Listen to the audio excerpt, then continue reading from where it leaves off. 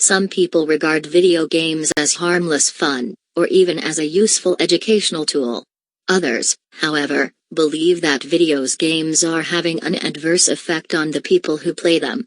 In your opinion, do the drawbacks of video games outweigh the benefits? Many people, and children in particular, enjoy playing computer games. While I accept that these games can sometimes have a positive effect on the user, I believe that they are more likely to have a harmful impact. On the one hand, video games can be both entertaining and educational. Users, or gamers, are transported into virtual worlds which are often more exciting and engaging than real-life pastimes. From an educational perspective, these games encourage imagination and creativity, as well as concentration, logical thinking and problem-solving, all of which are useful skills outside the game context. Furthermore, it has been shown that computer simulation games can improve users' motor skills and help to prepare them for real-world tasks, such as flying a plane. However, I would argue that these benefits are outweighed by the drawbacks. Games can be highly addictive because users are constantly given scores, new targets and frequent rewards to keep them playing. Many children now spend hours each day trying to progress through the levels of a game or to get a higher score than their friends. This type of addiction can have effects ranging from lack of sleep to problems at school, when homework is sacrificed for a few more hours on the computer or console. The rise in obesity in recent years has also been linked in part to the sedentary lifestyle and lack of exercise that often accompany game addiction. In conclusion, it seems to me that the potential dangers of video games are more significant than the possible benefits. Một số người coi các trò chơi video là niềm vui vô hại hoặc thậm chí là một công cụ giáo dục hữu ích. Tuy nhiên, những người khác tin rằng các trò chơi video đang có ảnh hưởng xấu đến những người chơi chúng. Theo bạn, những nhược điểm của trò chơi điện tử có vượt trội hơn lợi ích không?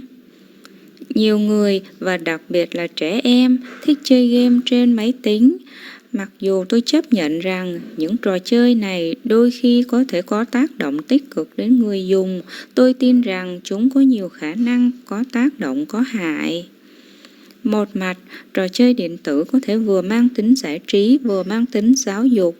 Người dùng hoặc game thủ được đưa vào thế giới ảo thường thú vị và hấp dẫn hơn các trò tiêu khiển ngoài đời thực. Từ góc độ giáo dục, những trò chơi này khuyến khích trí tưởng tượng và sáng tạo, cũng như sự tập trung, tư duy logic và giải quyết vấn đề.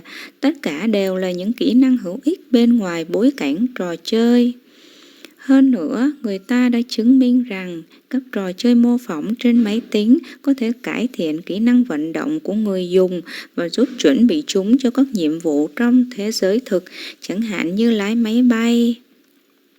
Tuy nhiên, tôi sẽ lập luận rằng những lợi ích này không lớn hơn những nhược điểm.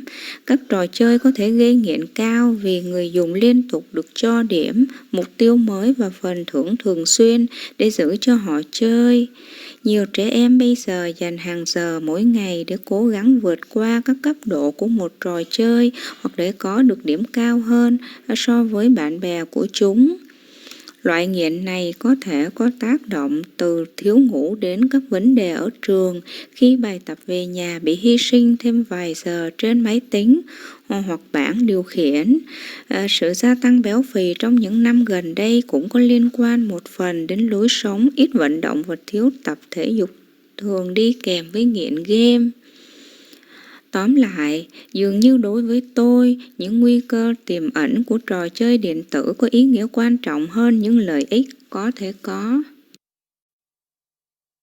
Universities should accept equal numbers of male and female students in every subject. To what extent do you agree or disagree? In my opinion, men and women should have the same educational opportunities. However, I do not agree with the idea of accepting equal proportions of each gender in every university subject. Having the same number of men and women on all degree courses is simply unrealistic. Student numbers on any course depend on the applications that the institution receives.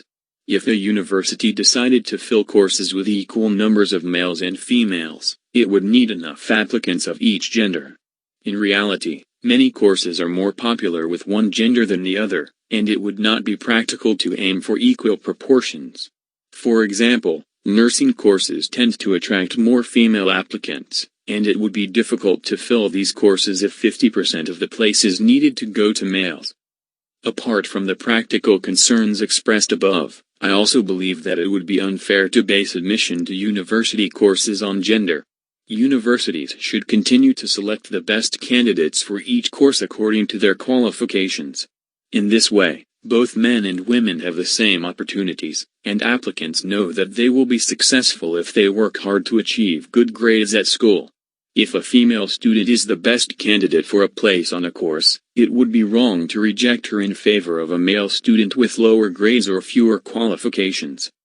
In conclusion, the selection of university students should be based on merit, and it would be both impractical and unfair to change to a selection procedure based on gender.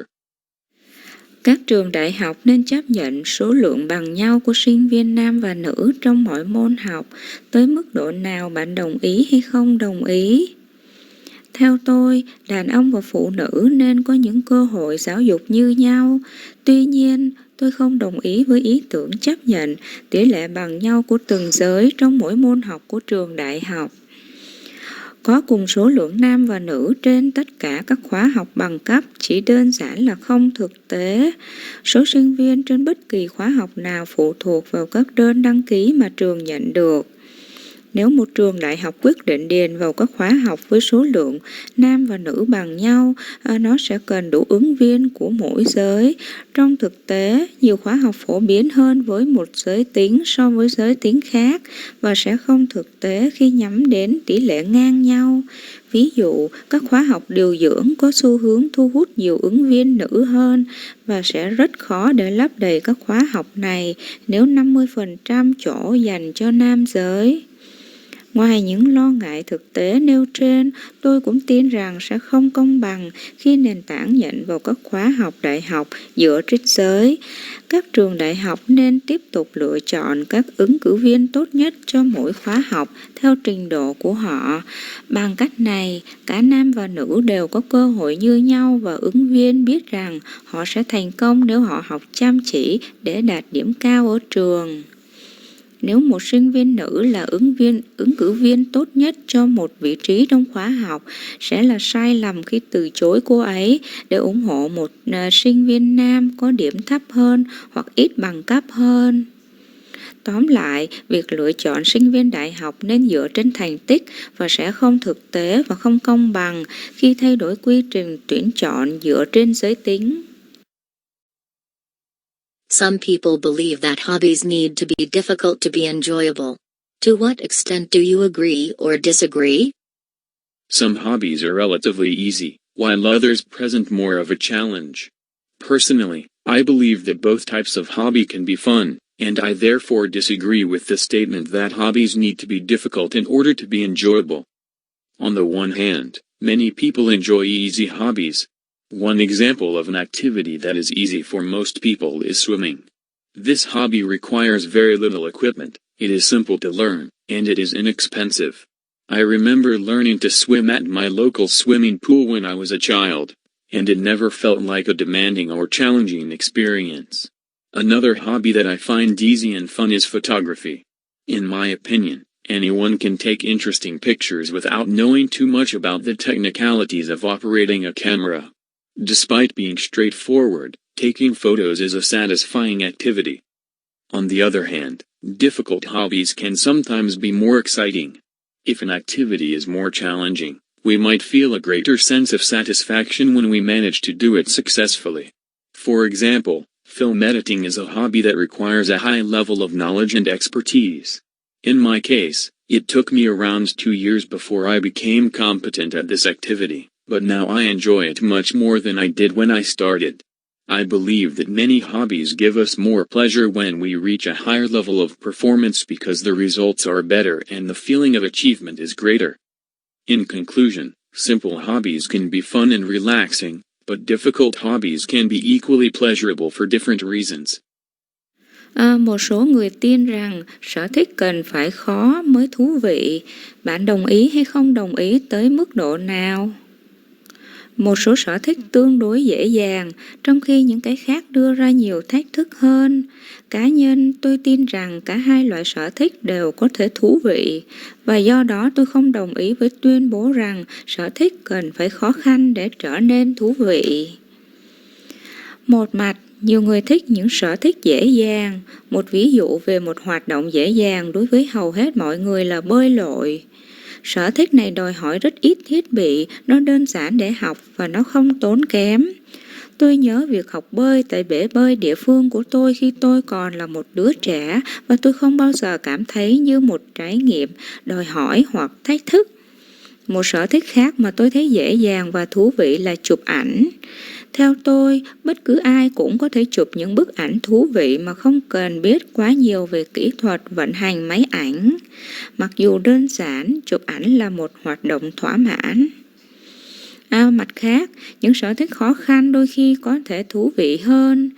Nếu một hoạt động có nhiều thách thức hơn, chúng ta có thể cảm thấy một sự hài lòng lớn hơn khi chúng ta xoay sở để thực hiện thành công. Ví dụ, chỉnh sửa phim là một sở thích đòi hỏi kiến thức và chuyên môn cao. Trong trường hợp của tôi phải mất khoảng 2 năm trước khi tôi trở nên có năng lực trong hoạt động này. Nhưng bây giờ tôi thích nó nhiều hơn khi tôi bắt đầu. Tôi tin rằng nhiều sở thích mang lại cho chúng ta nhiều niềm vui hơn khi chúng ta đạt được mức hiệu suất cao hơn, vì kết quả tốt hơn và cảm giác đạt được thành tích lớn hơn. Tóm lại, những sở thích đơn giản có thể vui vẻ và thư giãn, nhưng những sở thích khó khăn có thể dễ chịu như nhau vì những lý do khác nhau. We cannot help everyone in the world that needs help, so we should only be concerned with our own communities and countries. To what extent do you agree or disagree with this statement? Some people believe that we should not help people in other countries as long as there are problems in our own society. I disagree with this view because I believe that we should try to help as many people as possible. On the one hand, I accept that it is important to help our neighbors and fellow citizens. In most communities there are people who are impoverished or disadvantaged in some way. It is possible to find homeless people, for example, in even the wealthiest of cities. And for those who are concerned about this problem, there are usually opportunities to volunteer time or give money to support these people. In the UK, people can help in a variety of ways, from donating clothing to serving free food in a soup kitchen. As the problems are on our doorstep, and there are obvious ways to help, I can understand why some people feel that we should prioritize local charity. At the same time, I believe that we have an obligation to help those who live beyond our national borders.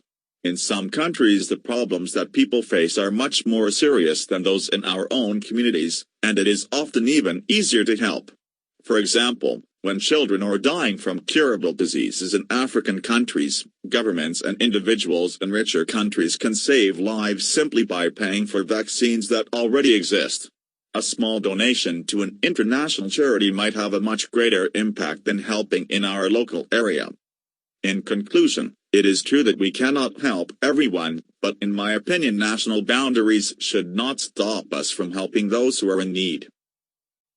Chúng ta không thể giúp mọi người trên thế giới cần giúp đỡ, vì vậy chúng ta chỉ nên quan tâm đến cộng đồng và quốc gia của chúng ta. Bạn đồng ý hay không đồng ý với tuyên bố này đến mức độ nào? Một số người tin rằng chúng ta không nên giúp đỡ mọi người ở các quốc gia khác khi mà có vấn đề trong xã hội của chúng ta. Tôi không đồng ý với quan điểm này vì tôi tin rằng chúng ta nên cố gắng giúp đỡ càng nhiều người càng tốt. Một mặt, tôi chấp nhận rằng điều quan trọng là giúp đỡ hàng xóm và đồng bào của chúng ta. Trong hầu hết các cộng đồng có những người bị bần cùng hoặc thiệt thòi theo một cách nào đó. Có thể tìm thấy những người vô gia cư, ví dụ ngay cả ở những thành phố giàu có nhất. Và đối với những người quan tâm đến vấn đề này, thường có cơ hội tình nguyện dành thời gian hoặc cho tiền để hỗ trợ những người này. Ở Anh, mọi người có thể giúp bằng nhiều cách khác nhau, từ quyên góp quần áo đến phục vụ thức ăn miễn phí trong bếp nấu. Khi các vấn đề đang ở trước cửa của chúng ta và có những cách rõ ràng để giúp đỡ, tôi có thể hiểu tại sao một số người cảm thấy rằng chúng ta nên ưu tiên từ thiện địa phương. Đồng thời, tôi tin rằng chúng ta có nghĩa vụ giúp đỡ những người sống vượt ra khỏi biên giới quốc gia của chúng ta. Ở một số quốc gia, những vấn đề mà mọi người gặp phải nghiêm trọng hơn nhiều so với những vấn đề trong cộng đồng của chúng ta và thường dễ dàng hơn để giúp đỡ. Ví dụ, khi trẻ em sắp chết vì các bệnh có thể chữa được ở các nước châu Phi, chính phủ và cá nhân ở các nước giàu hơn có thể cứu sống chỉ bằng cách trả tiền cho các loại vaccine đã tồn tại. Một khoản quyên góp nhỏ cho một tổ chức từ thiện quốc tế có thể có tác động lớn hơn nhiều so với việc giúp đỡ trong khu vực địa phương của chúng ta. Tóm lại, đúng là chúng ta không thể giúp đỡ tất cả mọi người, nhưng theo tôi, ranh giới quốc gia không nên ngăn chúng ta giúp đỡ những người đang cần. Many people decide on a career path early in their lives and keep to it. This, they argue, leads to a more satisfying working life. To what extent do you agree with this view? What other things can people do in order to have a satisfying working life? It is true that some people know from an early age what career they want to pursue, and they are happy to spend the rest of their lives in the same profession. While I accept that this may suit many people, I believe that others enjoy changing careers or seeking job satisfaction in different ways. On the one hand, having a defined career path can certainly lead to a satisfying working life.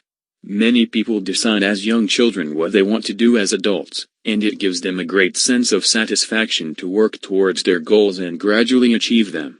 For example, many children dream of becoming doctors, but to realize this ambition they need to gain the relevant qualifications and undertake years of training. In my experience, very few people who have qualified as doctors choose to change career because they find their work so rewarding, and because they have invested so much time and effort to reach their goal. On the other hand, people find happiness in their working lives in different ways. Fiercely, not everyone dreams of doing a particular job, and it can be equally rewarding to try a variety of professions. Starting out on a completely new career path can be a reinvigorating experience. Secondly, some people see their jobs as simply a means of earning money, and they are happy if their salary is high enough to allow them to enjoy life outside work. Finally, job satisfaction is often the result of working conditions, rather than the career itself. For example, a positive working atmosphere, enthusiastic colleagues, and an inspirational boss can make working life much more satisfying, regardless of the profession. In conclusion, it can certainly be satisfying to pursue a particular career for the whole of one's life, but this is by no means the only route to fulfillment.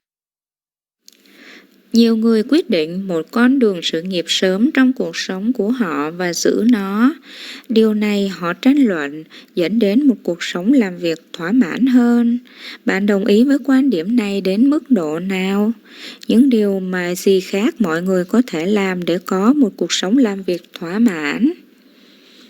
Đúng là một số người biết từ khi còn nhỏ họ muốn theo đuổi nghề nghiệp nào và họ hạnh phúc khi dành phần còn lại của cuộc đời mình trong cùng một nghề.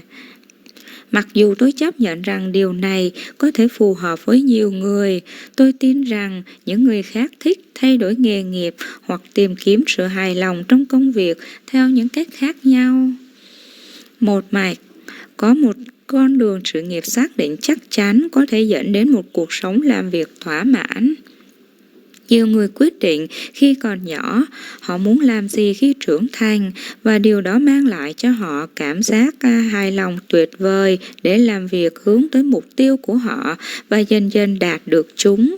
Ví dụ, nhiều trẻ em mơ ước trở thành bác sĩ, nhưng để thực hiện tham vọng này, chúng cần phải đạt được bằng cấp liên quan và thực hiện nhiều năm đào tạo.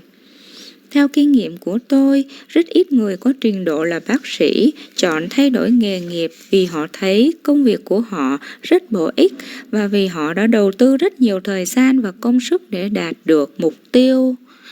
Mặt khác, mọi người tìm thấy hạnh phúc trong cuộc sống làm việc của họ theo những cách khác nhau. Thứ nhất, không phải ai cũng mơ ước được làm một công việc cụ thể và có thể được khen thưởng như nhau khi thử nhiều ngành nghề khác nhau, bắt đầu trên một con đường sự nghiệp hoàn toàn mới, có thể là một kinh nghiệm tiếp thêm sinh lực. Thứ hai, một số người coi công việc của họ chỉ đơn giản là một phương tiện kiếm tiền và họ rất vui nếu mức lương của họ đủ cao để cho phép họ tận hưởng cuộc sống bên ngoài công việc. Cuối cùng, sự hài lòng trong công việc thường là kết quả của điều kiện làm việc hơn là bản thân sự nghiệp. Ví dụ, một bầu không khí làm việc tích cực, đồng nghiệp nhiệt tình và một ông chủ truyền cảm hứng có thể làm cho cuộc sống làm việc thỏa mãn hơn nhiều, bất kể nghề nghiệp. Tóm lại, chắc chắn có thể thỏa mãn để theo đuổi một nghề nghiệp cụ thể trong toàn bộ cuộc đời của một người, nhưng đây không phải là con đường duy nhất để thực hiện. Some people who have been in prison become good citizens later, and it is often argued that these are the best people to talk to teenagers about the dangers of committing a crime. To what extent do you agree or disagree? It is true that ex-prisoners can become normal, productive members of society. I completely agree with the idea that allowing such people to speak to teenagers about their experiences is the best way to discourage them from breaking the law. In my opinion, teenagers are more likely to accept advice from someone who can speak from experience. Reformed offenders can tell young people about how they became involved in crime, the dangers of a criminal lifestyle, and what life in prison is really like. They can also dispel any ideas that teenagers may have about criminals leading glamorous lives. While adolescents are often indifferent to the guidance given by older people, I imagine that most of them would be extremely keen to hear the stories of an ex-offender. The vivid and perhaps shocking nature of these stories is likely to have a powerful impact. The alternatives to using reformed criminals to educate teenagers about crime would be much less effective. One option would be for police officers to visit schools and talk to young people. This could be useful in terms of informing teens about what happens to lawbreakers when they are caught, but young people are often reluctant to take advice from figures of authority. A second option would be for school teachers to speak to their students about crime, but I doubt that students would see teachers as credible sources of information about this topic. Finally, educational films might be informative, but there would be no opportunity for young people to interact and ask questions. In conclusion, I fully support the view that people who have turned their lives around after serving a prison sentence could help to deter teenagers from committing crimes. Một số người đã ở tù trở thành công dân tốt sau đó và người ta thường lập luận rằng đây là những người tốt nhất để nói chuyện với thanh thiếu niên về những nguy hiểm của việc phạm tội. Bạn đồng ý hay không đồng ý tới mức độ nào? Đúng là các cựu tù nhân có thể trở thành thành viên bình thường hữu ích của xã hội. Tôi hoàn toàn đồng ý với ý kiến cho phép những người như vậy nói chuyện với thanh thiếu niên về trải nghiệm của mình là cách tốt nhất để ngăn cản họ vi phạm pháp luật. Theo tôi, thanh thiếu niên có nhiều khả năng chấp nhận lời khuyên từ một người có thể nói từ kinh nghiệm. Những kẻ phạm tội được cải cách có thể nói với những người trẻ tuổi về cách họ tham gia vào tội phạm, những nguy hiểm của lối sống tội phạm và cuộc sống trong tù thực sự như thế nào. Họ cũng có thể xua tan mọi ý tưởng mà thanh thiếu niên có thể có về những tên tội phạm có cuộc sống hào nhoáng.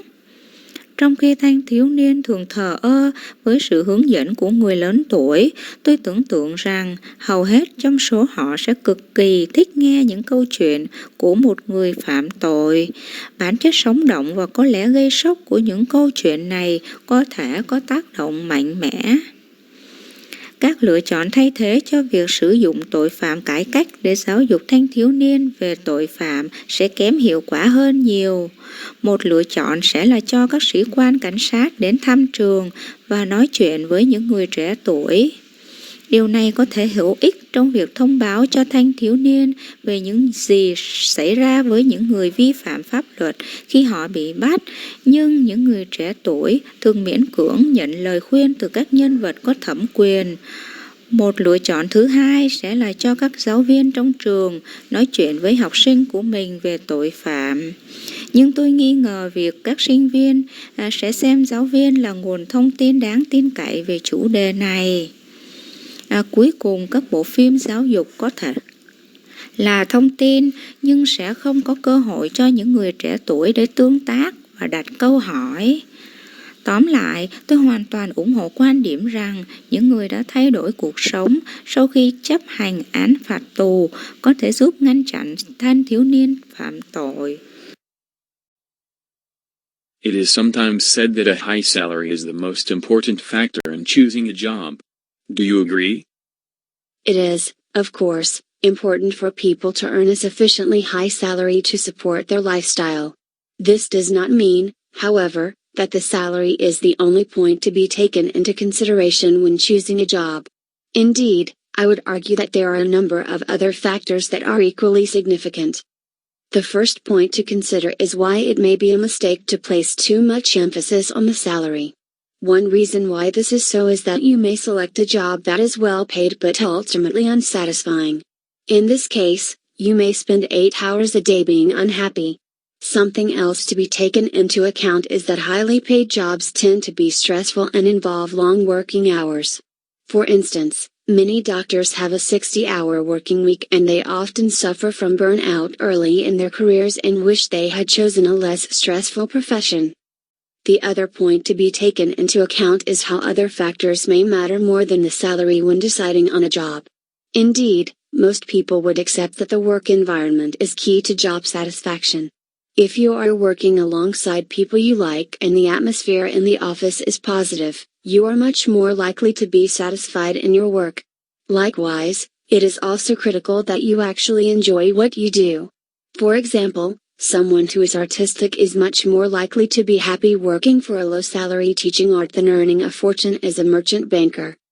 In conclusion, I would say that the salary should be only one consideration in choosing a job and that other factors such as job satisfaction and work environment are just as important. Đôi khi người ta nói rằng một mức lương cao là yếu tố quan trọng nhất trong việc lựa chọn một công việc. Bạn có đồng ý không? Tất nhiên, điều quan trọng là mọi người phải kiếm được mức lương đủ cao để hỗ trợ lối sống của họ. Tuy nhiên, điều này không có nghĩa là tiền lương là điểm duy nhất cần được xem xét khi lựa chọn công việc. Thật vậy, tôi sẽ lập luận rằng có một số yếu tố khác cũng quan trọng không kém. Điểm đầu tiên để xem xét là tại sao nó có thể là một sai lầm khi đặt quá nhiều nhấn mạnh vào tiền lương. Một ví dụ tại sao điều này là như vậy là bạn có thể chọn một công việc được trả lương cao nhưng cuối cùng không thỏa mãn. Trong trường hợp này, bạn có thể dành 8 giờ một ngày không vui. Một điều khác cần được tính đến là các công việc được trả lương cao có xu hướng căng thẳng và liên quan đến thời gian làm việc dài. Chẳng hạn, nhiều bác sĩ có một tuần làm việc 60 giờ và họ thường bị kiệt sức sớm trong sự nghiệp và ước họ đã chọn một nghề ít căng thẳng hơn. Điểm khác cần tính đến là làm thế nào các yếu tố khác có thể quan trọng hơn mức lương khi quyết định công việc. Thật vậy, hầu hết mọi người sẽ chấp nhận rằng môi trường làm việc là chìa khóa cho sự hài lòng trong công việc. Nếu bạn đang làm việc cùng với những người bạn thích và không khí trong văn phòng là tích cực, bạn sẽ có nhiều khả năng hài lòng hơn trong công việc. Tương tự như vậy, điều quan trọng là bạn thực sự thích những gì bạn làm. Ví dụ, một người có nghệ thuật có nhiều khả năng hạnh phúc khi làm việc cho một nghệ thuật giảng dạy lương thấp hơn là kiếm được một gia tài như một nhân viên ngân hàng thương mại. Tóm lại, tôi sẽ nói rằng mức lương chỉ nên là một sự xem xét trong việc lựa chọn công việc và các yếu tố khác như sự hài lòng trong công việc và môi trường làm việc cũng quan trọng như vậy. Differences between countries become less evident each year. Nowadays, all over the world people share the same fashions, advertising, brands, eating habits and TV channels. Do the advantages outweigh the disadvantages of this? It is undoubtedly the case that the world today has become a global village. One of the effects of this is that increasingly people in all corners of the world are exposed to similar services and products and adopt similar habits. My view is that this is largely a beneficial process, and in this essay I will explain why. The first point to make is that there are some downsides to this process of cultural globalization, but these are relatively minor. The most significant of these disadvantages is that it can weaken national culture and traditions. For example, if people watch films and television programs produced in the United States, sometimes they adopt aspects of the lifestyle of the American characters they see on television. Typically, however, this only affects minor details such as clothing and does not seriously threaten national identity. When we turn to the other side of the argument, there are two major points to make in favor of this process. The first of these is that the more we share habits, products and services, the better we understand each other, and this reduces prejudice against other nations. The other point relates to modernity. It is a sign of progress in a society that people no longer are restricted to brands and advertisements from their own society but are able to access more international goods. If, for example, they were unable to drink Coca-Cola or wear Nike, then that would mean their society was not part of the international community. In conclusion, I understand the point of view of people who worry about cultural globalization because it is a threat to national traditions. However, this is outweighed by its positive impact on international understanding and the fact that it represents progress within a society. Sự khác biệt giữa các quốc gia trở nên ít rõ ràng hơn mỗi năm.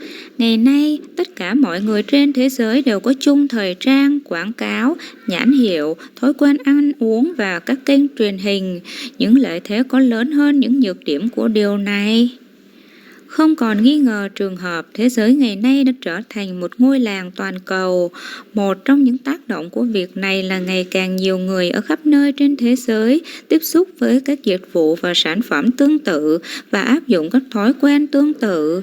Quan điểm của tôi là đây phần lớn là một quá trình có lợi, và trong bài tiểu luận này tôi sẽ giải thích tại sao. Điểm đầu tiên là có một số nhược điểm của quá trình toàn cầu hóa văn hóa này, nhưng những điều này là tương đối nhỏ. Điều quan trọng nhất của những bất lợi này là nó có thể làm suy yếu văn hóa và truyền thống dân tộc.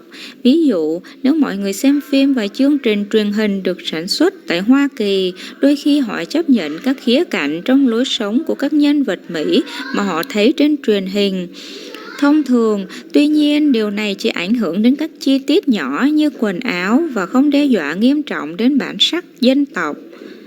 Khi chúng ta chuyển sang một mặt kia của cuộc tranh luận, có hai điểm chính có lợi cho quá trình này. Điểm đầu tiên là chúng ta càng chia sẻ thói quen, sản phẩm và dịch vụ, chúng ta càng hiểu nhau nhiều hơn, và điều này làm giảm định kiến đối với các quốc gia khác.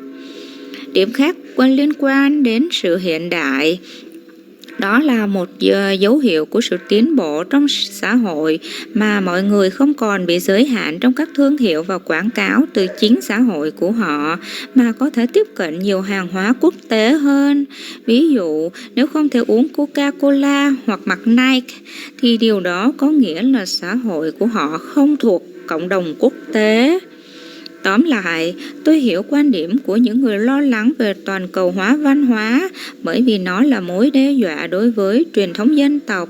Tuy nhiên, điều này không vượt trội hơn so với tác động tích cực của nó đối với sự hiểu biết quốc tế, và thực tế là nó thể hiện sự tiến bộ trong một xã hội.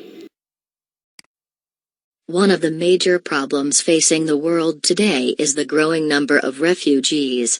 The developed nations in the world should tackle this problem by taking in more refugees. To what extent do you agree with this opinion? There is little doubt that the issue of refugees is a global problem. While it most immediately affects developing nations, there is a strong argument that industrialized countries should help by allowing higher levels of immigration. This is certainly not an easy issue though, because historically immigration has caused as many problems as it solves. The principal reason why developed nations should help is that we now live in a global village and it is no longer possible to ignore what happens on the other side of the world. This is partly a moral issue and partly because it is in the economic self-interest of industrialized nations to ensure that developing nations continue to progress. A practical way of achieving this would be to accept more immigration, particularly when it is caused by natural disasters or civil war. I would argue, however, that this is not an open and shut case, as there is a negative side to mass immigration. The multicultural experiments in Europe have not always succeeded and immigrants have often suffered badly from racism and other prejudices. On a practical level, refugees are sometimes better off receiving aid in their native land than begging on the streets in a country where they cannot speak the language. Many so-called economic migrants end up returning to the country of their birth. My personal conclusion is that developed nations should agree to take in more refugees, but only in restricted numbers and in extreme cases. I also believe that there needs to be a global effort to provide aid to solve the problems that cause immigration. Prevention is, as they say, better than cure. Một trong những vấn đề lớn mà thế giới hiện nay phải đối mặt là số người bị tị nạn ngày càng tăng. Các quốc gia phát triển trên thế giới nên giải quyết vấn đề này bằng cách tiếp nhận nhiều người tị nạn hơn. Bạn đồng ý với ý kiến này đến mức độ nào? Có rất ít nghi ngờ rằng vấn đề của người tị nạn là một vấn đề toàn cầu. Mặc dù nó ảnh hưởng ngay lập tức đến các quốc gia đang phát triển, nhưng có một lập luận mạnh mẽ rằng các nước công nghiệp nên giúp đỡ bằng cách cho phép mức độ nhập cư cao hơn. Đây chắc chắn không phải là một vấn đề dễ dàng, bởi vì trong lịch sử nhập cư đã gây ra nhiều vấn đề cần giải quyết. Lý do chính tại sao các quốc gia phát triển nên giúp đỡ là chúng ta hiện đang sống trong một ngôi làng toàn cầu và không thể bỏ qua những gì xảy ra ở phía bên kia của thế giới. Đây một phần là vấn đề đạo đức và một phần vì lợi ích kinh tế của các quốc gia công nghiệp hóa nhằm đảm bảo các quốc gia đang phát triển tiếp tục tiến bộ. Một cách thực tế để đạt được điều này sẽ là chấp nhận nhập cư nhiều hơn, đặc biệt khi do thiên tai hoặc nội chiến.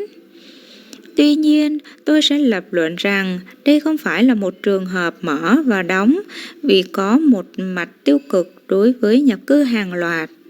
Các thí nghiệm đa văn hóa ở châu Âu không phải lúc nào cũng thành công và người nhập cư thường phải chịu đựng sự phân biệt chủng tộc và những định kiến khác. Ở mức độ thực tế, người tị nạn đôi khi nhận được viện trợ ở quê hương của họ tốt hơn là đi ăn xin trên đường phố ở một quốc gia nơi họ không thể nói được ngôn ngữ. Nhiều người được gọi là người di cư kinh tế cuối cùng đã trở về đất nước họ sinh ra. Kết luận cá nhân của tôi là các quốc gia phát triển nên đồng ý nhận thêm người tị nạn, nhưng chỉ với số lượng hạn chế và trong những trường hợp cực đoan. Tôi cũng tin rằng cần phải có một nỗ lực toàn cầu để cung cấp viện trợ giải quyết các vấn đề gây ra sự di cư. Phòng bệnh là như người ta nói, tốt hơn chữa bệnh.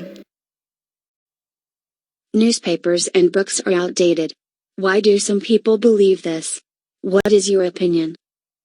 As we move into the 21st century, an increasing number of people are relying on new forms of technology. A possible consequence of this is that traditional media such as books and newspapers are not just less popular but are considered by some to be outdated. Personally, I disagree with this point of view. The principal reason why some people take this view is fairly clear in the case of newspapers. It is generally much easier and quicker to discover what is happening in the world from the internet or the television than from a newspaper. If you use Google or another search engine or simply switch on the television, you can instantly get the latest news bulletin. A newspaper, by contrast, is out of date the moment it is published because it contains yesterday's news. It is perhaps less obvious why books are said to be out of fashion. One possibility is that fewer people choose to read for pleasure nowadays because they prefer the instant gratification and thrills of modern technology. There is less effort involved in enjoying a 3D movie or playing a computer game than in turning the pages of a book. My own view and conclusion is that books and newspapers will never go completely out of fashion or become redundant. The reason for this is that they serve basic human needs. I believe that people will always want to read about the news and escape into the imaginary worlds of great novels. However, books and newspapers may need to change to meet the new demands of 21st century consumers. We can already see this happening with the arrival of the audiobook and the various free newspaper internet sites. Báo và sách đã lỗi thời. Tại sao một số người tin điều này? Ý kiến của bạn là gì? Khi chúng ta bước sang thế kỷ 21, ngày càng có nhiều người dựa vào các hình thức công nghệ mới. Một hậu quả có thể xảy ra của việc này là các phương tiện truyền thông truyền thống như sách và báo không chỉ ít phổ biến hơn mà còn bị một số người coi là lỗi thời. Cá nhân tôi không đồng ý với quan điểm này. Lý do chính tại sao một số người có quan điểm này là khá rõ ràng trong trường hợp báo chí. Nói chung là dễ dàng và nhanh chóng hơn nhiều để khám phá những gì đang xảy ra trên thế giới từ Internet hoặc truyền hình hơn là từ một tờ báo. Nếu bạn sử dụng Google hoặc một công cụ tìm kiếm khác hoặc đơn giản là bật TV, bạn có thể nhận ngay bản tin mới nhất. Ngược lại, một tờ báo đã lỗi thời ngay khi nó được xuất bản vì nó chứa tin tức của ngày hôm qua. Có lẽ ít rõ ràng hơn tại sao sách được cho là lỗi thời. Một khả năng là ngày nay ít người chọn đọc vì niềm vui, vì họ thích sự hài lòng tức thì và hồi hộp của công nghệ hiện đại. Có ít nỗ lực hơn trong việc thưởng thức một bộ phim 3D hoặc chơi một trò chơi trên máy tính hơn là lật các trang của một cuốn sách. Quan điểm và kết luận của riêng tôi là sách và báo sẽ không bao giờ lỗi mốt hoặc trở nên dư thừa. Lý do cho điều này là chúng phục vụ nhu cầu cơ bản của con người. Tôi tin rằng mọi người sẽ luôn muốn đọc về tin tức và trốn thoát vào thế giới tưởng tượng của những cuốn tiểu thuyết tuyệt vời. Tuy nhiên, sách và báo có thể cần phải thay đổi để đáp ứng nhu cầu mới của người tiêu dùng thế kỷ 21. Chúng ta đã có thể thấy điều này xảy ra với sự xuất hiện của sách âm thanh và các trang web báo miễn phí khác nhau. The best way to solve the world's environmental problems is to increase the cost of fuel. To what extent do you agree or disagree? Most people would accept that one of the highest priorities today is to find a solution to the various environmental problems facing mankind. It has been suggested that the best way to achieve this is for governments to raise the price of fuel. I am, however, not sure that this is necessarily the case. One reason why this approach may not work is that there is not just one environmental problem the world faces today. If governments did make fuel more expensive, it might well help reduce the amount of carbon dioxide we produce and so slow down the rate of global warming and air pollution. However, it would not help with other major problems such as intensive farming, overpopulation, the hole in the ozone layer or water pollution. For these problems we need to find other solutions. A second reason why this policy may not be the most appropriate is that it places the emphasis on governmental policy and not individual responsibility. Ultimately, most environmental problems are the result of the way we as individuals live our lives. If we wish to find a long-term and lasting solution to them, we need to learn to live in a way that it is greener or kinder to the environment. What governments need to do to make this happen is to ensure there is a global program to educate people of all ages about the environmental consequences to their actions. In summary, I believe that increasing the level of taxation on fuel is at best a short-term solution to only one environmental problem. If we wish to provide a home for our children's children, education is likely to be the key to making this happen. Cách tốt nhất để giải quyết các vấn đề môi trường trên thế giới là tăng chi phí nhiên liệu. Bạn đồng ý hay không đồng ý tới mức độ nào? Hầu hết mọi người sẽ chấp nhận rằng một trong những ưu tiên cao nhất hiện nay là tìm ra giải pháp cho các vấn đề môi trường khác nhau mà nhân loại phải đối mặt.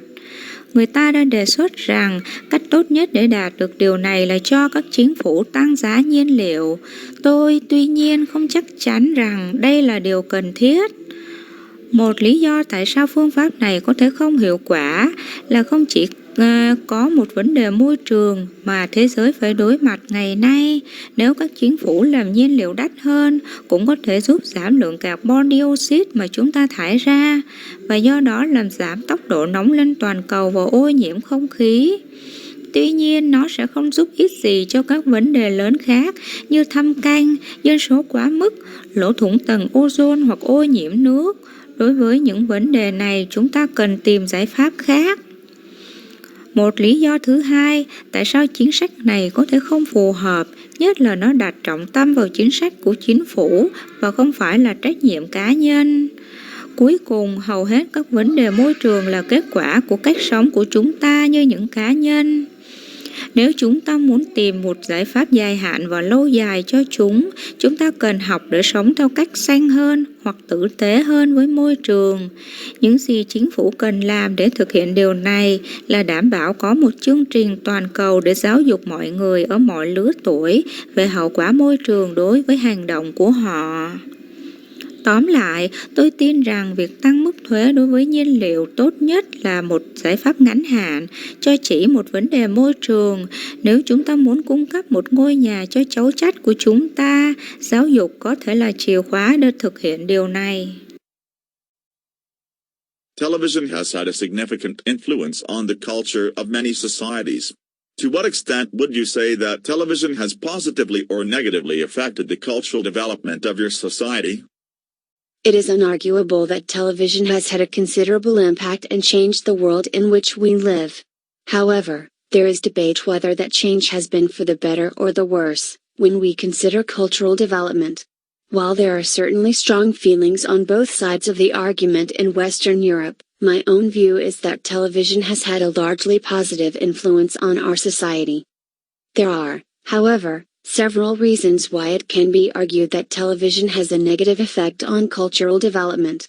Perhaps the principal argument is the lowbrow nature of many programs, particularly sitcoms and soap operas. People who watch these programs do not learn anything, they are simply entertained. The other major argument is that because people watch so much television, they no longer take part in more traditional forms of cultural entertainment. An example here is how traditional dancing and music is becoming much less popular because people are staying at home to watch the television. On the other hand, there are a variety of ways in which cultural development has been assisted by television. Here the major argument is that television has allowed the whole of society access to cultural entertainment. For example, in the 19th century only a small proportion of people could go to the ballet or the theater. However, it is now possible for everyone to enjoy these on television. A second positive effect is that on television we can learn more about other cultures and societies because there are so many interesting documentaries about other countries. My personal conclusion is that television is a largely positive influence. However, it is important that we do not watch it too much and that we watch the right sort of program. If we watch the wrong sort of program and watch too much television, we may become couch potatoes.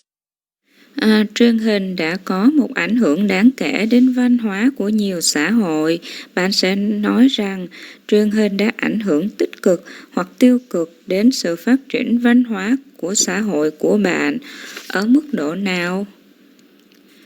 Không thể phủ nhận rằng truyền hình đã có một tác động đáng kể và thay đổi thế giới chúng ta đang sống. Tuy nhiên, có tranh luận về việc thay đổi đó là tốt hơn hay xấu hơn khi chúng ta xem xét sự phát triển văn hóa.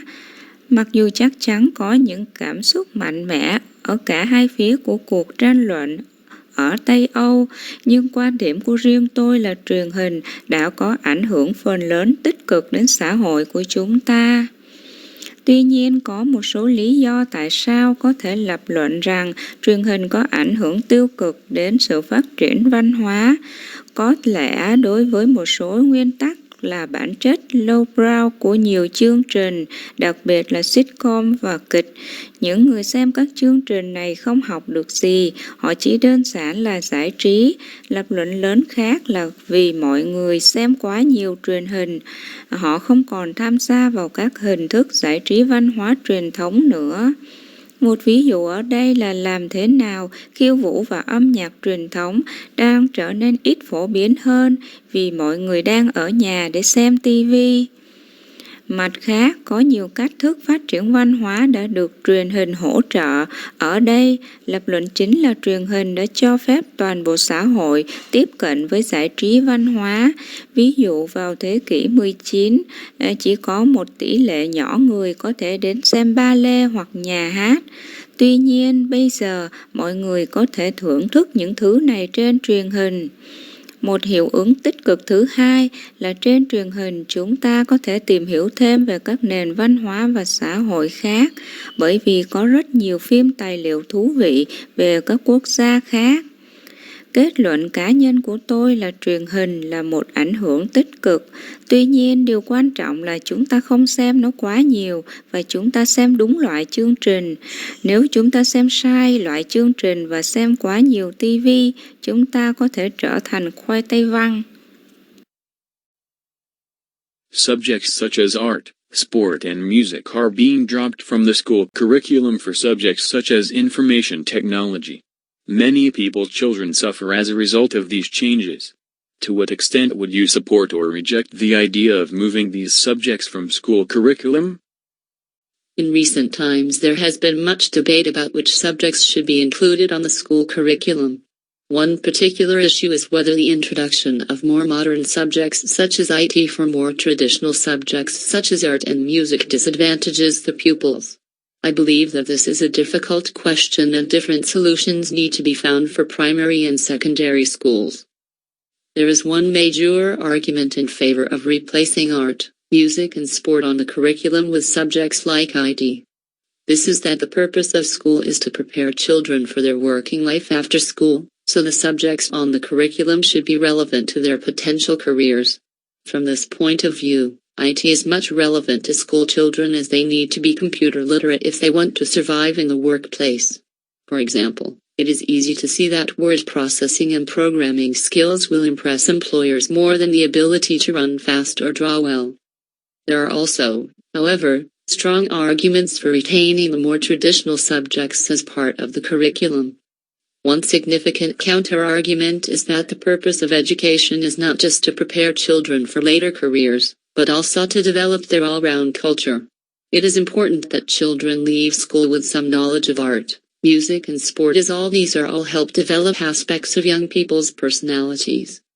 My own personal point of view is that there is merit in both sides of the debate and that all children should study some IT, art, music and sport at least at primary school.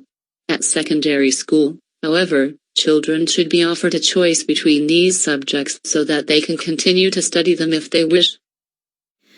Các môn như nghệ thuật, thể thao và âm nhạc đang bị loại khỏi chương trình giảng dạy của trường, như các môn như công nghệ, thông tin. Nhiều trẻ em phải chịu hậu quả của những thay đổi này. Bạn sẽ hỗ trợ hoặc từ chối ở mức độ nào ý tưởng chuyển các môn học này khỏi chương trình giảng dạy ở trường? Trong thời gian gần đây đã có nhiều tranh luận về những môn học nào nên được đưa vào chương trình giảng dạy của trường. Một vấn đề đặc biệt là liệu việc giới thiệu các môn học hiện đại hơn như công nghệ thông tin cho các môn học truyền thống hơn như nghệ thuật và âm nhạc có gây bất lợi cho học sinh hay không?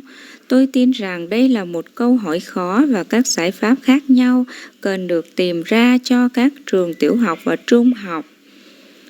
Có một lập luận chính ủng hộ việc thay thế nghệ thuật, âm nhạc và thể thao trong chương trình giảng dạy bằng các môn học như công nghệ thông tin.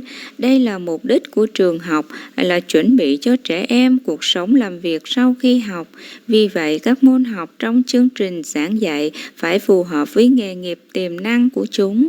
Từ quan điểm này, công nghệ thông tin có liên quan nhiều đến học sinh vì chúng cần phải biết sử dụng máy tính nếu muốn sống sót tại nơi làm việc.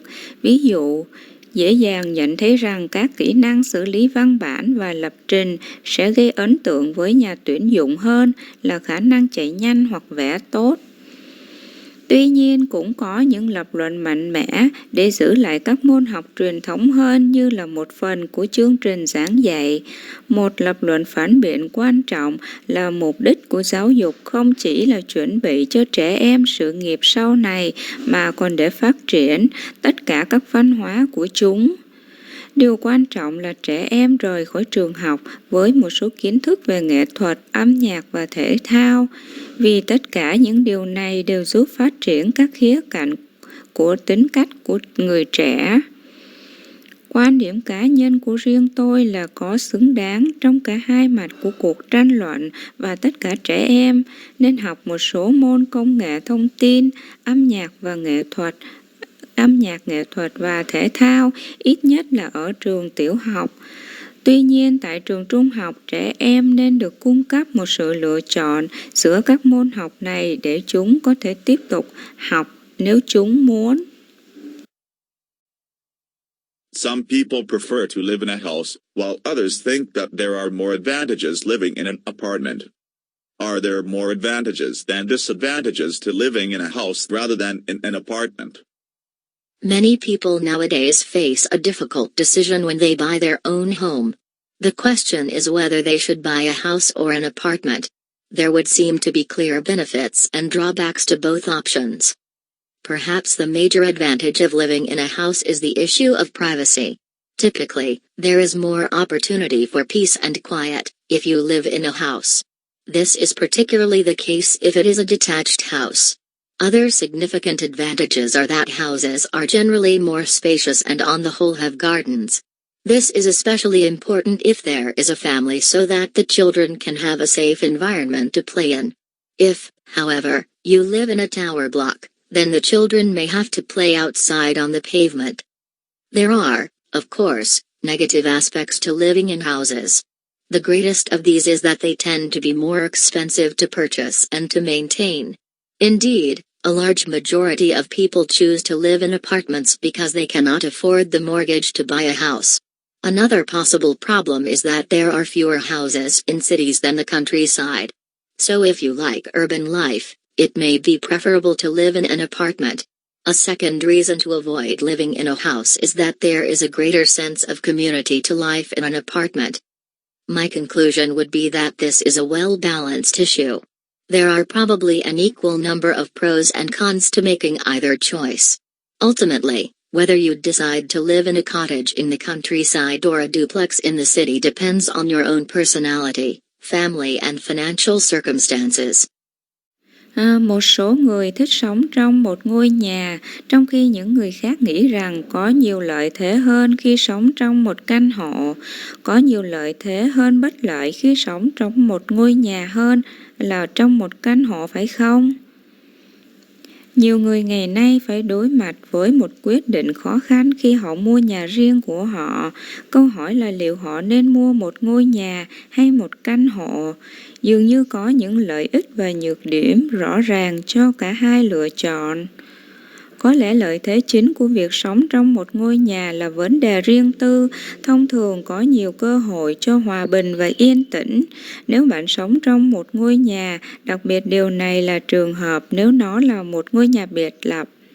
Những lợi thế đáng kể khác là nhà ở thường rộng rãi hơn và trên tổng thể có vườn.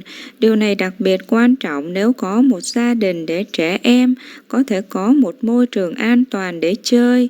Tuy nhiên, nếu bạn sống trong một tòa tháp thì trẻ em có thể phải chơi bên ngoài vỉa hè.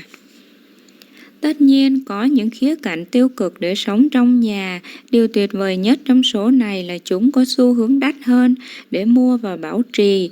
Thật vậy, phần lớn mọi người chọn sống trong các căn hộ vì họ không đủ khả năng để thế chấp để mua nhà.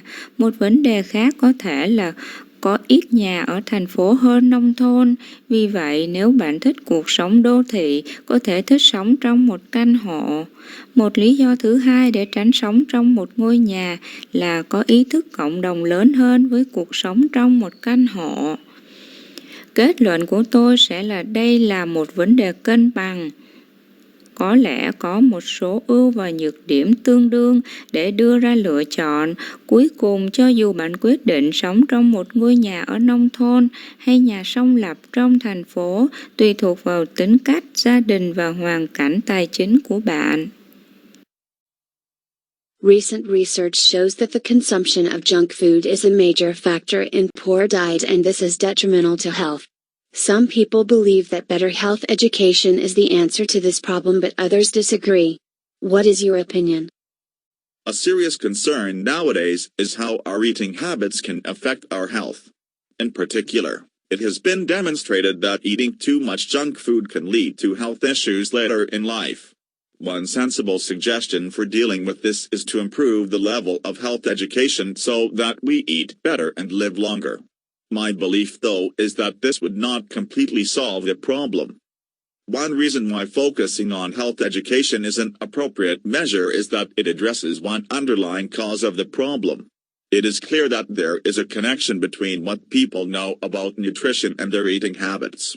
For example, children who have learned in school about the need to have a varied diet with plenty of vitamins tend to eat more healthily.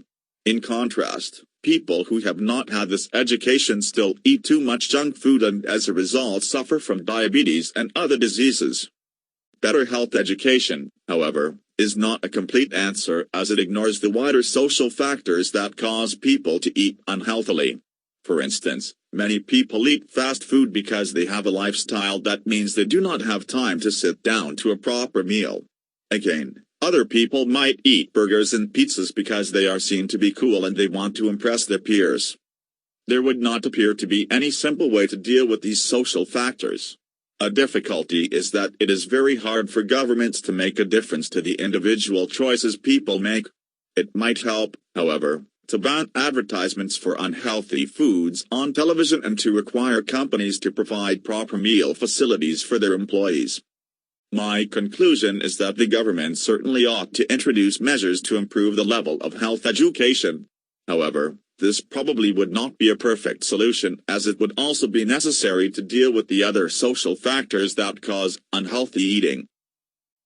Nghiên cứu gần đây cho thấy việc tiêu thụ đồ ăn vặt là một yếu tố chính trong chế độ ăn uống kém và điều này gây bất lợi cho sức khỏe. Một số người tin rằng giáo dục sức khỏe tốt hơn là câu trả lời cho vấn đề này, nhưng những người khác không đồng ý. Ý kiến của bạn là gì?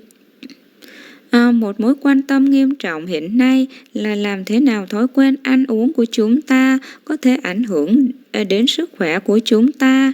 Đặc biệt, người ta đã chứng minh rằng ăn quá nhiều đồ ăn vặt có thể dẫn đến các vấn đề sức khỏe sau này trong cuộc sống. Một gợi ý hợp lý để giải quyết vấn đề này là cải thiện trình độ giáo dục sức khỏe để chúng ta ăn ngon hơn và sống lâu hơn. Mặc dù vậy, niềm tin của tôi là điều này sẽ không giải quyết được hoàn toàn vấn đề.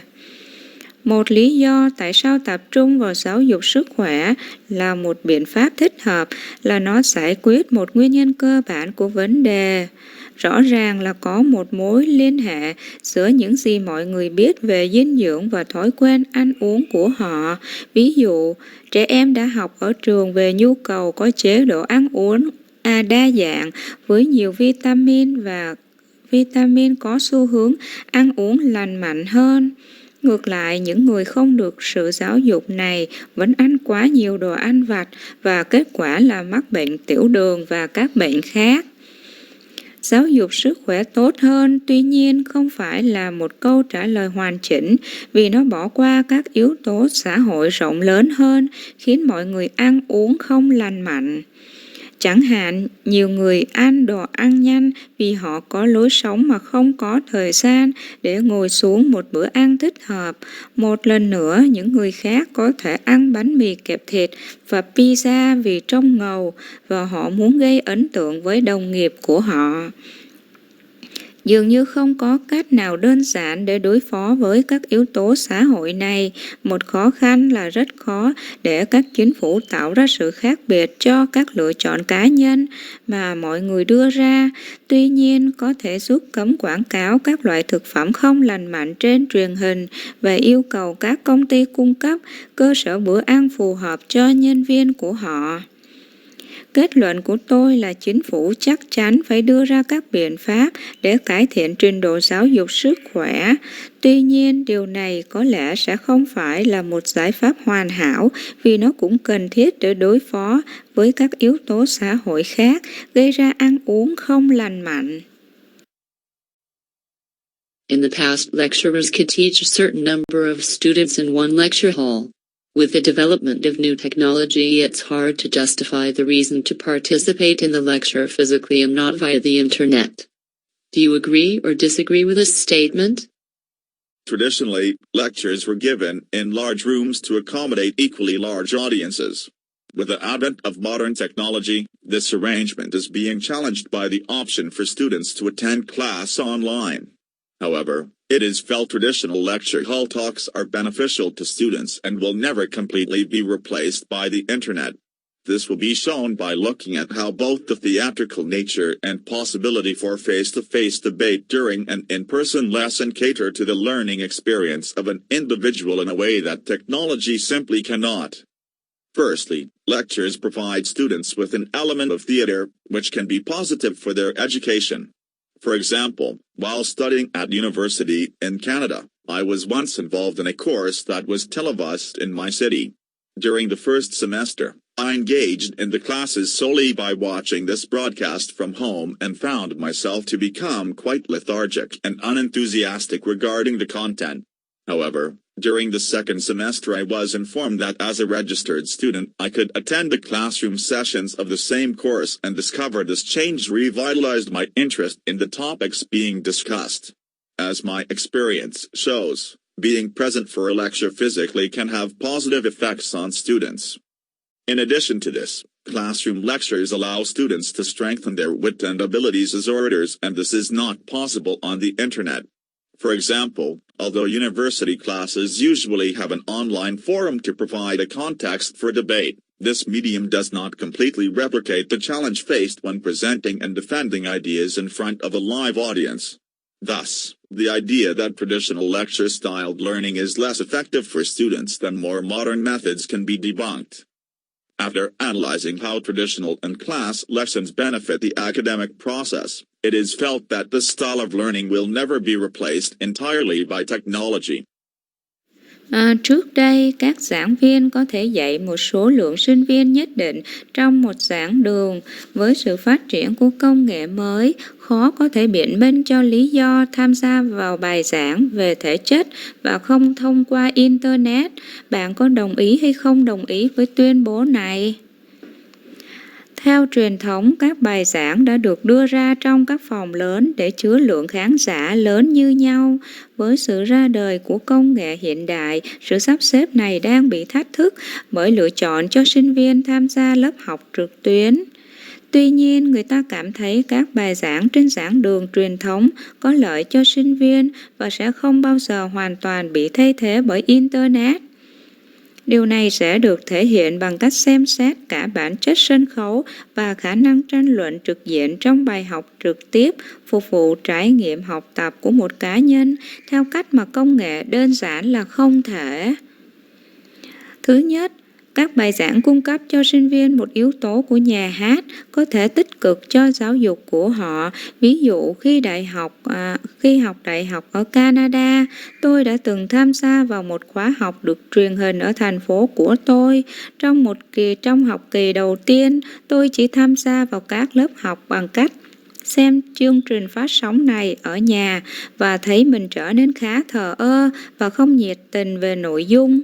Tuy nhiên, trong học kỳ thứ hai, tôi được thông báo rằng là một sinh viên đã đăng ký, tôi có thể tham dự các buổi học trong cùng một khóa học và phát hiện ra sự thay đổi này đã làm tôi hồi sinh về các chủ đề được thảo luận.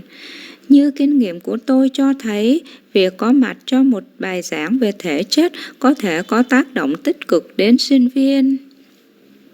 Thêm vào đó, các bài giảng trên lớp cho phép sinh viên tăng cường trí thông minh và khả năng của họ với tư cách là nhà hùng biện, và điều này là không thể trên Internet. Ví dụ, mặc dù các lớp đại học thường có một diễn đàn trực tuyến để cung cấp bối cảnh cho cuộc tranh luận, phương tiện này không hoàn toàn sao chép các thách thức phải đối mặt khi trình bày và bảo vệ ý tưởng trước khán giả trực tiếp. Do đó, ý tưởng cho rằng việc học theo kiểu bài giảng truyền thống ít hiệu quả hơn đối với sinh viên so với các phương pháp hiện đại hơn có thể được gỡ rối. Sau khi phân tích làm thế nào các bài học trong lớp truyền thống có lợi cho quá trình học tập, người ta cảm thấy rằng phong cách học tập này sẽ không bao giờ được thay thế hoàn toàn bằng công nghệ. Some people believe that universities are producing more graduates than needed, and that less emphasis should be placed on university education. Others are of a different opinion. Discuss both views and include your own opinion. As the world develops, the opportunity to achieve a tertiary education is becoming more widespread. This has led many to question whether larger numbers of university graduates is a positive trend. However, others counter that university does more than simply provide employment opportunities. Both of these arguments will be analyzed before a reasoned conclusion is reached. On the one hand, many feel the rising number of university graduates today causes more harm than good. For example, graduates from Canadian universities are having to wait for employment simply because there are no working opportunities for them to engage in. Despite this, Canadian labor-related job openings are booming. This example shows a disparity that is common in many parts of the world and makes clear that achieving a higher education can actually be the precursor to unemployment. Thus, it is understandable why many support the argument that less emphasis should be put on garnering a university education. However, in contrast to this stance, there are those who believe higher education provides more to people than simply job-related skill sets. For instance, the analytical skills honed by university graduates in the United States give them a heightened perception and deeper understanding of the world. Although this benefit does little by way of professional development, it gives people the chance to develop and challenge themselves personally. This makes it is clear why many do not agree with reducing the enthusiasm for higher education. After analyzing these stances on university, it is felt the argument to lessen educational emphasis holds little water. It is hoped the world continues to push its young people towards the challenges offered through higher learning. Một số người tin rằng các trường đại học đang tạo ra nhiều sinh viên tốt nghiệp hơn mức cần thiết và cần chú trọng ít hơn vào giáo dục đại học. Những người khác là một ý kiến khác nhau. Thảo luận về cả hai quan điểm và bao gồm ý kiến của riêng bạn. Khi thế giới phát triển, cơ hội để đạt được một nền giáo dục đại học đang ngày càng lan rộng. Điều này đã khiến nhiều người đặt câu hỏi liệu số lượng lớn sinh viên tốt nghiệp đại học có phải là một xu hướng tích cực. Tuy nhiên, những người khác phản đối hơn trường đại học không chỉ đơn giản là cung cấp cơ hội việc làm. Cả hai lập luận này sẽ được phân tích trước khi đưa ra kết luận hợp lý. Một mặt, nhiều người cảm thấy số lượng sinh viên tốt nghiệp đại học ngày càng tăng gây ra nhiều tác hại hơn là tốt. Ví dụ, sinh viên tốt nghiệp từ các trường đại học Canada phải chờ việc làm, đơn giản vì không có cơ hội làm việc để họ tham gia. Mặc dù vậy, cơ hội việc làm liên quan đến lao động Canada đang bùng nổ. Ví dụ này cho thấy sự chênh lệch phổ biến ở nhiều nơi trên thế giới và làm rõ rằng việc đạt được một nền giáo dục đại học thực sự có thể là tiền thân của thất nghiệp.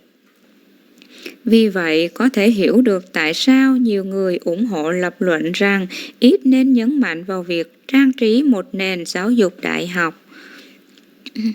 Tuy nhiên, trái ngược với lập luận này, có những người tin rằng giáo dục đại học cung cấp cho mọi người nhiều hơn, đơn giản là các bộ kỹ năng liên quan đến công việc, ví dụ các kỹ năng phân tích được mài dũa bởi các sinh viên tốt nghiệp đại học ở Hoa Kỳ cho họ nhận thức cao hơn và hiểu biết sâu sắc hơn về thế giới. Mặc dù vậy, lợi ích này không bằng cách phát triển chuyên nghiệp. Nhưng nó mang lại cho mọi người cơ hội để phát triển và thử thách bản thân. Điều này cho thấy rõ tại sao nhiều người không đồng ý với việc giảm sự nhiệt tình đối với giáo dục đại học. Sau khi phân tích các lập trường này trên trường đại học, người ta cảm thấy lập luận để giảm bớt sự nhấn mạnh giáo dục ít trọng lượng.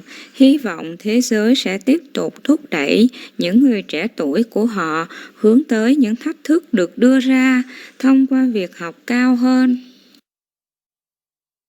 Some people think that a person improves their intellectual skills more when doing group activities. To what extent do you agree? Use specific details and examples to explain your view. In recent decades, many researchers have studied the importance of group-level cognition.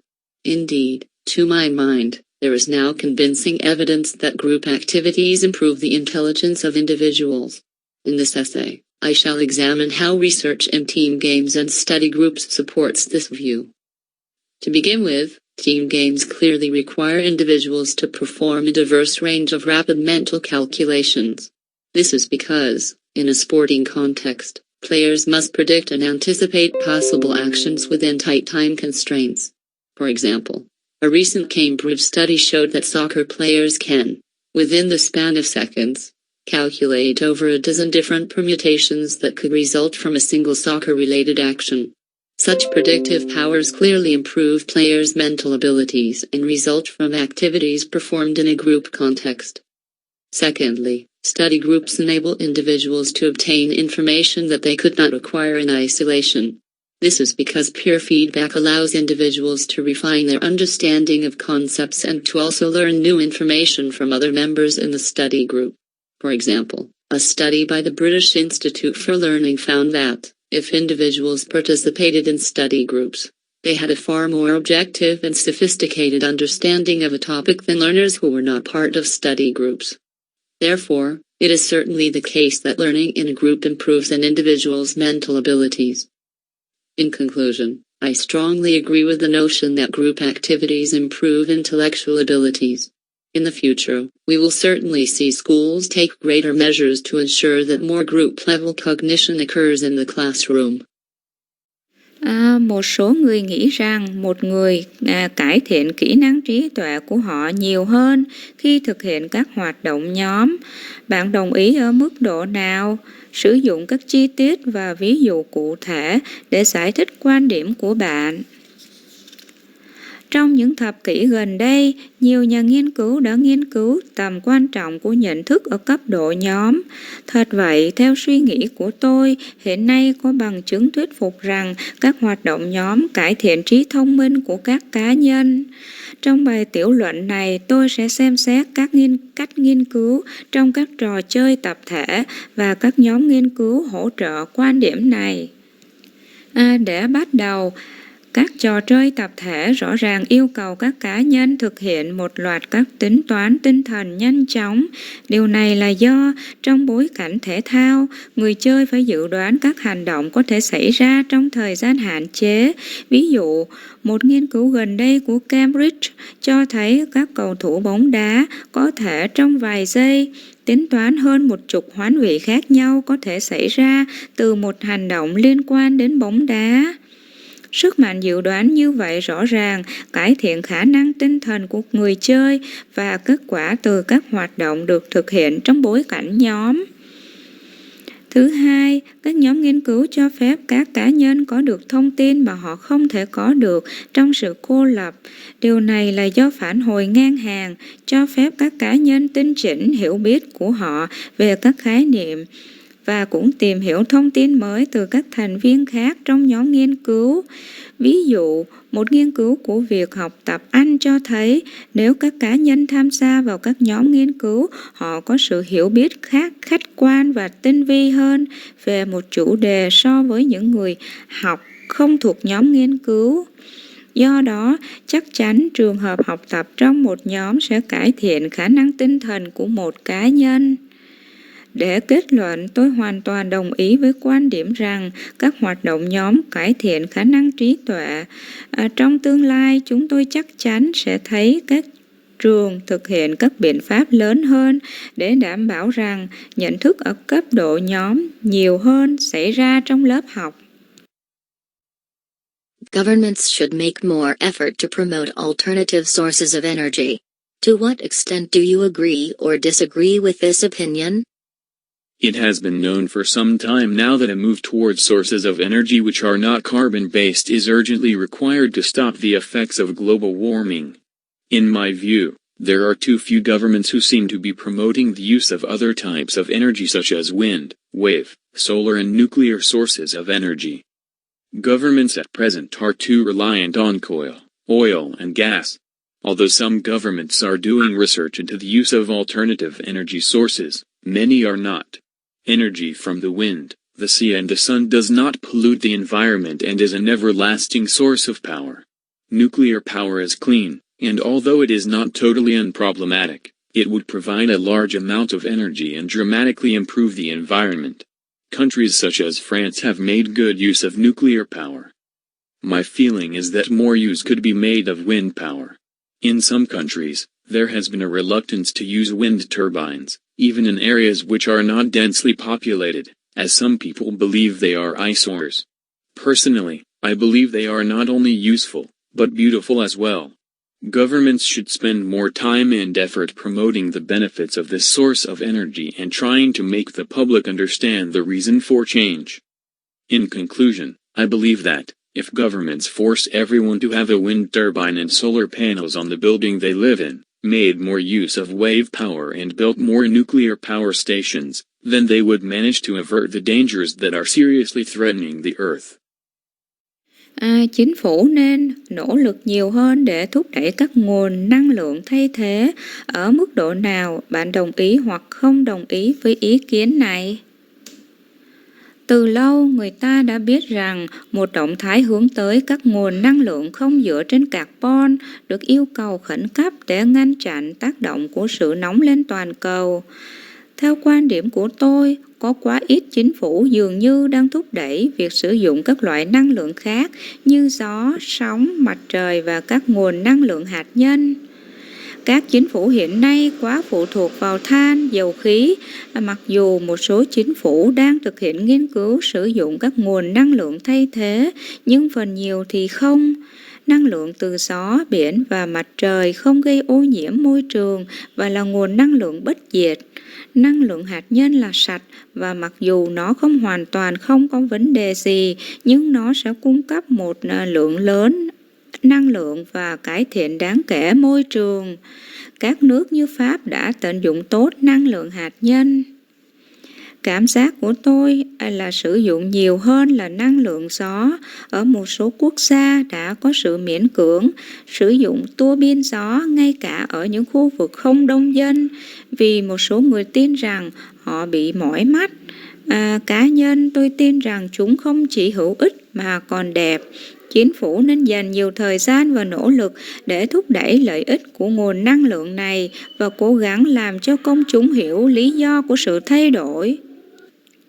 Tóm lại, tôi tin rằng nếu các chính phủ buộc mọi người phải có một tua bin gió và các tấm pin mặt trời trên tòa nhà họ sống, sử dụng nhiều năng lượng sóng và xây dựng thêm các nhà máy điện hạt nhân, thì họ sẽ xoay sở để tránh những nguy hiểm đe dọa trái đất nghiêm trọng.